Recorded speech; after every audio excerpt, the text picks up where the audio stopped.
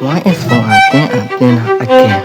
S25s is released and really about iPhone 7e. But who else? Phone are easily bang and break, battery are not good, and overheating problem. So why? Hey guys, I'm Brian in here. Now I'm talking about this phone. Before you watching, you need to like and subscribe to me. Start with S25s. It's 5.8mm thick. It's 30% thinner than S25 Ultra. It with titanium frame. Feel nice in your hand. But downgrade a 500 mAh battery to lower battery. Dual camera, backward charging, no aspect, and small speaker. Many downgrade for S25 Ultra at the same price.